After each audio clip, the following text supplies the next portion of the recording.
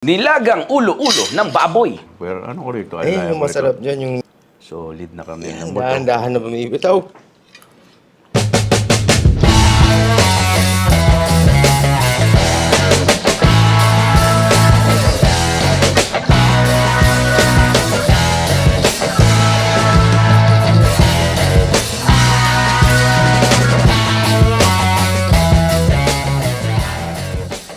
Headshot ang tawag dito. Hindi po mga nakaka-headshot. Ulo po ito ng baboy. At ito nga yung Chef PJ na isa sa mga kung babalikan natin mga nag-viral na pagkain along Paco, Manila, no? Ito nga yung binabanatan ni marami nakakilala sa kanya, no? Si Lakay. Nilagang ulo. Mukha po nung bungo, no? Bungo ng baboy. Specific, Ito? meron si Chef Oo. PJ ngayon. Yun ang babanata mo, nilagang ulo. Ito, pinaghandaan kita, Kuya Dex. Yan. Ng ulo ng baboy. Ito, Chef, nabili mo tong ulo. Wala na siyang mukha ba? Maskara, no? Wala na, Kuya Dex. Ganito na lang siya, pwede mo siya request sa market.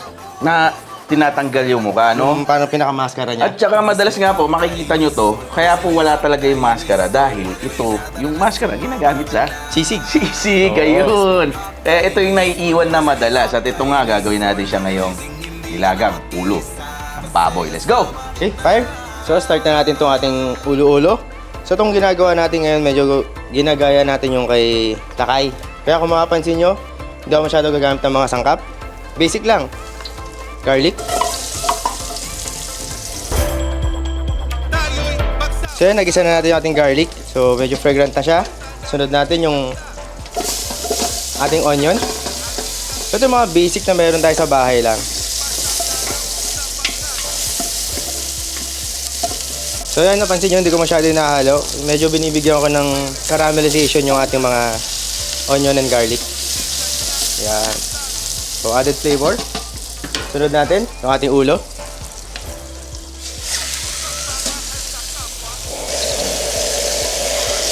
Then, water. Yan.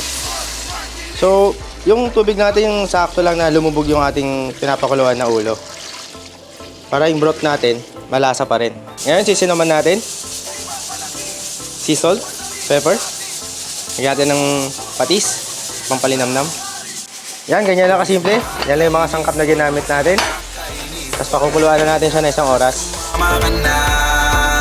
Turismo up kay Nisol, up kay Nisol. Hindi ka na So, check na natin. Wow. Tingnan natin kung malambot na. So, ito chinek natin after an hour. So, medyo kulang pa. Dagdagan natin ng mga 30 minutes pa. Pampabuo ng lasa, dagdagan natin ng isang 4 cubes. So, cover natin. Balikan natin, 30 minutes ulit. Pag-iisa kasama mo kami. Pag malaki, sariling atin. So, after 30 minutes, natin na pinakuluan ulit. Check na natin. Yan.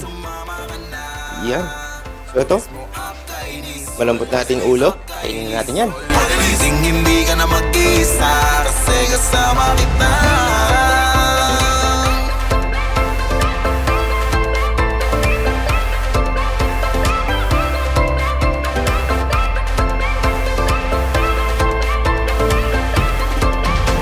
Kakay, maglakbay, tara na.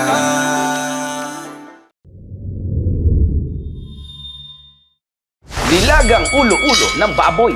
Yan. Next. Laki. Tanggal na yung mukha, yung pinakamaskara tanggal na. Pero ito pa rin yung ulo. At as simple as it is, no, ang pagkain ito, wala nang dramang nilagay si Chef PJ dahil nga ito'y halos kapares po nung nandun sa Paco, no, Manila, na napunta natin noon. Ito yung may mga, chef, pwede ka na magdagdag na kung gusto nyo, dagdagin konting gulay, pechay, chef, no, o kaya mga patatas, pwede naman. Pero ito, basic lang. Talagang nilaga lang natin ang ulo. Napakasimple. Titikman na natin to siya. Yan. Ito ang banat nito talaga pangkanin to Isa na naman. Titikman ko muna yung Sabaw, chef. sabaw. Paborito kong pagkain. Basta mga sabaw. Yan o. The best. Natin ang sabaw. Yes, Uy. sir. Ooh. Siyempre, pero Masarap yung sabaw na inihigot mo yun, ha? Makakapit na rin. saka neutral. Neutral. Neutral na Hindi neutral. ganun kabigat yung lasa. Yes. Alam mo, chef, kasi kung bakit ganyan kalasa, no? Yung buto po kasi nito. Yung buto-buto niya. Nag-extract ng habang pinapakulo mo yung maros. Linamnam niya, Yung oo. yung linamnam ng mga buto po kasi 'di ba sa loob may mga parang kulay brown niya na tissue yung tawag Oo. natin Ayun yung nagsisikret ng lasa dito kaya ganyan siya kalinamnam. Hindi mo kailangan dagdagan ng kahit ano, mayroon lang tayo rito pinigang sili at Kalamansi patis. patis, no? Yan, pwede na yan. Kunin ko yung kanin ko next. Ay, sorry chef, di kita nabigyan Akala ko hindi ka magkakanin Ako Yan. sabaw ka agad para di sa kanin to.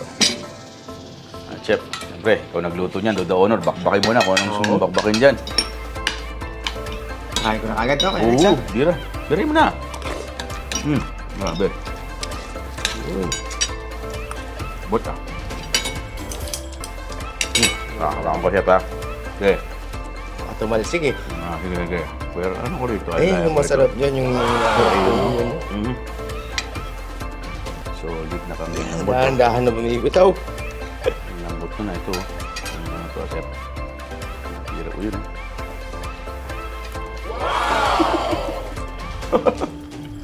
Mga ganito, bagay talaga yung mga sausawan na ganito eh. Yan, tama. Ayun, ganyan po kalambot to. Flaky na siya. Wala tayo. Hindi na ako masausawan kay Dex. Tira!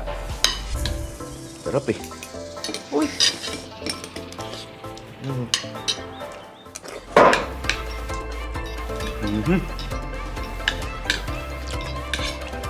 Napakasimpleng luto pero Oo. napaka-rich ang lasa.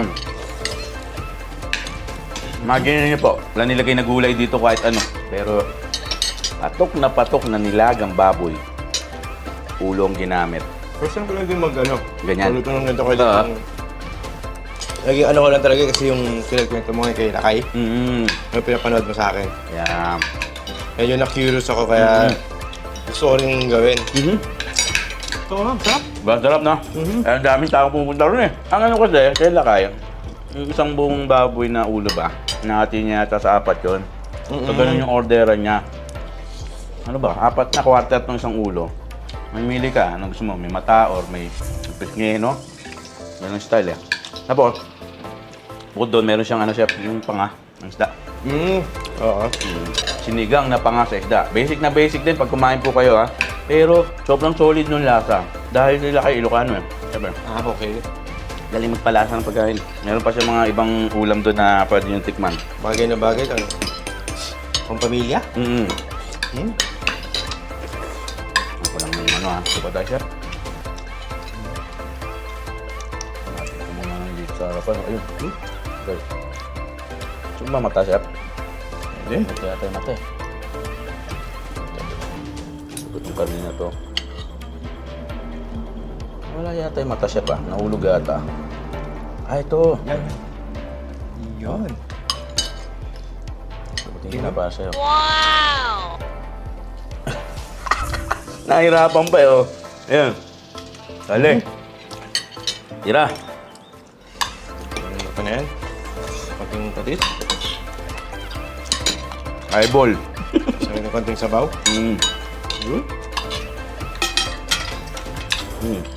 Subo natin yan as is. Ha? Yan, no? Oh. Nilagang ulo ng baboy ni Lakay. Ay, nga pala, chef. Baka may mga pupunta po kay Lakay, no? Hindi ko lang alam kasi kung nandun pa siya. Tapos sa mga pupunta po. Pa ako Manila yun, alam ko eh. Yung pagkakatanda ko eh. Comment down nyo po kung nandun ba siya.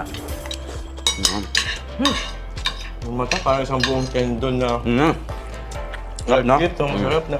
Sarap. Lagkat ng malagkit talaga yung mata.